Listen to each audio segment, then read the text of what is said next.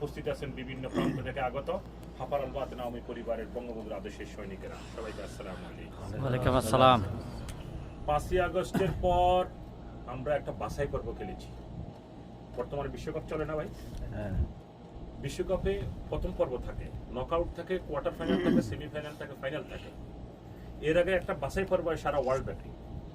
সেই বাছাই পর্বে বঙ্গবন্ধুর আদর্শের 14,000 সৈনিককে আমরা হারিয়েছি 5ই আগস্টের পর থেকে আজ অবধি।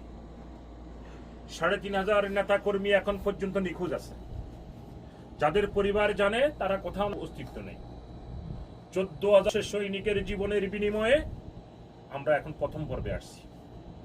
এই প্রথম পর্ব শুরু হতেই না হতে সরকার 6টি বিভাগ 6টি জেলাতে আমাদেরকে ঠেকানোর জন্য সেনাবাহিনী নামাইতে বাধ্য হয়েছে। ঠিক।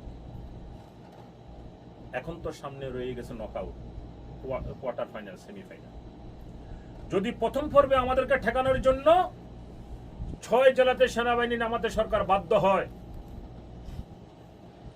সামনের দিনগুলোতে কি হবে?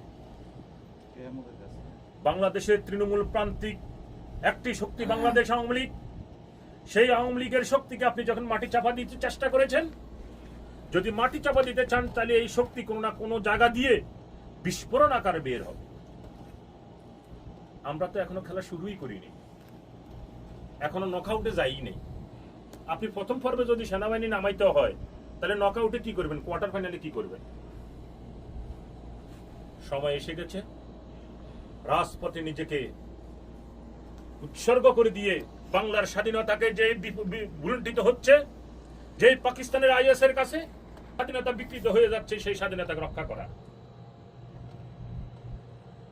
14,000 নেতাকর্মী জীবন দিয়েছে, সামনে হয়তো 14 লাখ নেতাকর্মী জীবন দিতে হতে পারে।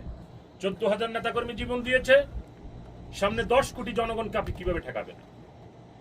অনেকেই বলে এটা নাকি বাংলাদেশে এখন আন্তর্জাতিক সরকার চলে।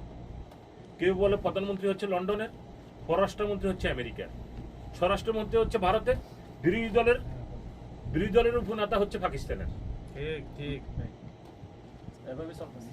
5ই আগস্টের পরে আমরা এই বাংলাদেশ আওয়ামী লীগকে আগামী 100 বছরের রাজনীতি করার সুগম করেছি।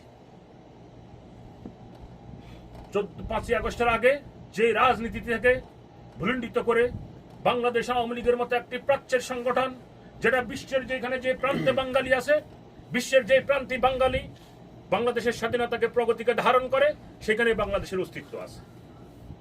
আমরা এখানে যারা আজকে প্রবাসীরা একত্রিত হয়েছি, আমাদের এখন এই মুহূর্তে কাজটা কি?